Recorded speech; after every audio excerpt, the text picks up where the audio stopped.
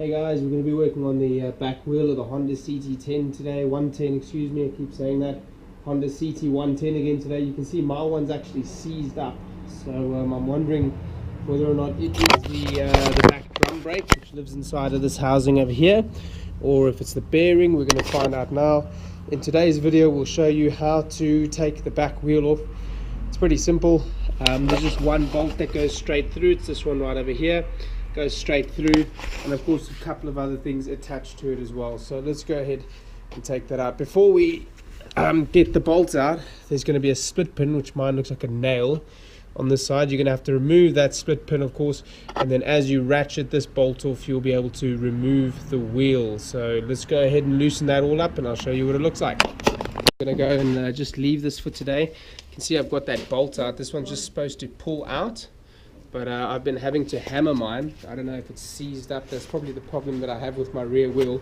So I've actually just gone straight into this hole here, and I've been shoving a bolt in, goes all the way in now, and just hammering that to get the to get it out. But my bolt is too short to hammer the axle out. So I'll continue tomorrow, and I'll show you guys what was inside, hanging me up.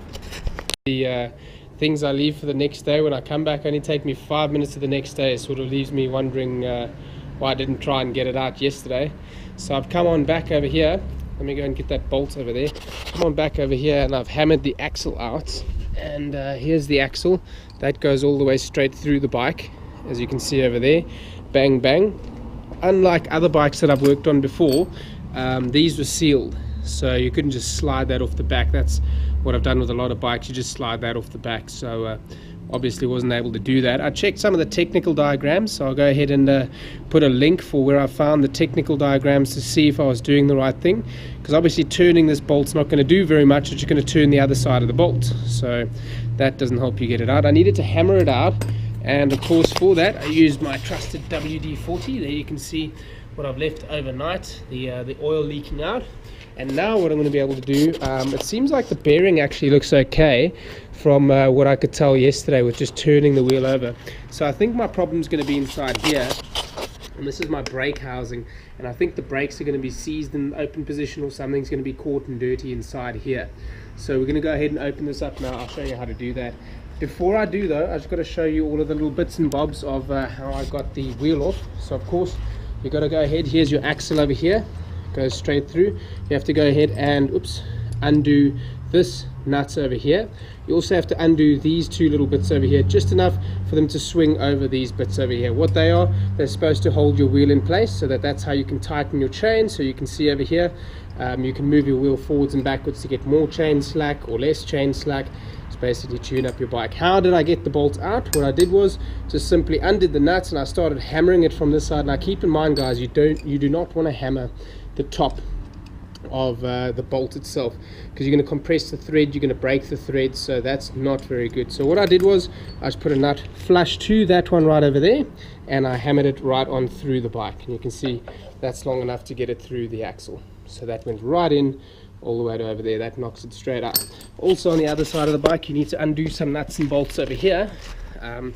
This one over here is the control arm, which goes up onto your brake. Just comes off with one bolt.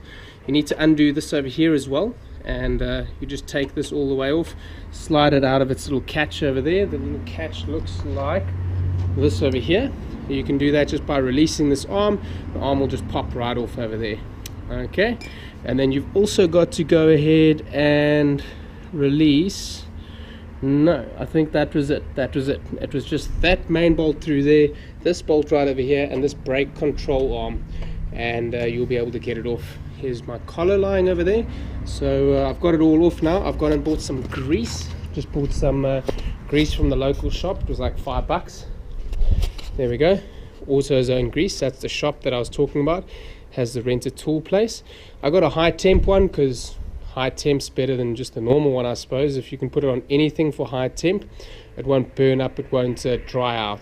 So I can use it anywhere on the bike now, even on the engine too. Alright, so let's go ahead. I'm going to go ahead and open up this this brake cover next, and we're going to see what's happening inside. It all looks like when you open it up. This bit sits on top over there, just pops straight out. Of course mine has been sitting in there for a while, and like I said, I think mine was actually seized on there. If you look at how much dry rust and sort of rubbish is on there. You can see my brake pads are still good. You can see that's the bit right over here that shows you that's your brake pad. So I'm not going to replace those today. I'm just going to go ahead and clean this all up, grease it where it's supposed to be greased, make it rough on the brake pad where it's supposed to be rough. Obviously not like sandpaper rough, but it's got to be gripping on the drum. I'm going to go ahead and hone this side as well so that I can get all the rubbish out. I think it was just a bit of rust that made it all stick together. So if all that goes good and well, then we'll be back with a back wheel on in a couple of minutes, and hopefully it'll all work. We'll find out soon. Here you can actually see the little bits that's controlling the brake arm. Mine is seized in the open position, forcing the brakes outwards, which is exactly why my wheel was seized. So what this does, this turns open, forces these two outwards. When they force outwards, they meet on the outside of these walls over here. That's quite simply how a drum brake works, and it stops the wheel. So it was just doing its job. What I've got to do now is find out how I can get this little buddy to be unseized. Just basically got to turn it and try and get it back into its right position, grease it all up, and we should be good to go. There's the culprit. The bike, I've gone ahead and just cleaned it up. So I've cleaned this out now. That's what your brake cam's supposed to look like. It has these little threads in it. That's still, see, that's all rust that has built up, and that's what was causing it to seize. You can see now that can actually turn inside there. So obviously not, it's not going to turn all the way over, but it's supposed to be able to turn back and forth on this spring-loaded mechanism over here. That's what it's supposed to look like, that right there. Like I showed you guys, that's my brake pad, so this one's still good. I'm going to go ahead and clean the inside of this up a little bit and put that back together, then that's ready to go. However, I'm not going to put the wheel back on just yet, because what I'm going to do is I'm going to take this little bobbin out tomorrow, maybe after whatever I'm doing tomorrow. Go ahead, pop that out, get this main drive off so that I can put grease inside this as well, so that I know my whole back wheel, the whole assembly then will be solid and I don't need to take it off again. Alright, so of course to put it back in, it's going to be pretty simple. All I've got to do is go ahead, put this cam back in over here, pop this on top over there. As you can see, that goes on right over there. Cam goes in between this, that goes over that bolt over there. This then goes bang straight into that assembly over there, and then that is ready to go back onto the wheel. It does say in this little manual that I've managed to find that this needs grease and oil, and inside this little bit over here as well also needs grease and oil, and then the axle also needs grease and oil. So what I've done, like I showed you earlier, there's that grease that I bought. That's why I'm not going to put it back on yet. I'm going to go and do it properly one time, and then I will be done with it. So that's how you put it back on. Putting it back on, of course, you've got to go ahead, put the axle in first from that side, feed it in through the wheel, straight in through over here, put it back in, put your nut back on. Once you've done that, you go ahead and just put these bolts back onto the brake controller and your brake controller arm over here, and then you are ready to go. That's how you put the wheel on and off, guys, and clean the brakes. I'm going to show you guys the this is what they call the brake wear indicator. It goes over your dust shield, which is this little thing that sits inside there, just stops dust getting in.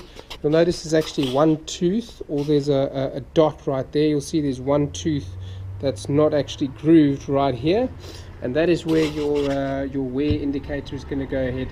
You can see the dust shields come off. It's just a little piece like that, and you'll see over here on the inside of this bad boy, right there where my thumb is, don't know if you can focus in, you'll see there's actually a section that is also one tooth that is not cut out, and that is where your wear indicator is supposed to go on, so you can get it on properly. Alright, go ahead, put it all back together, guys. We'll be back in a minute. Alright, I hope it helped you. Like, share, please guys, make some comments. If there's something that you want to see specifically about the bike, or if I missed something, please let me know. I'll be happy to show you. Have a good day, guys. We'll see you later.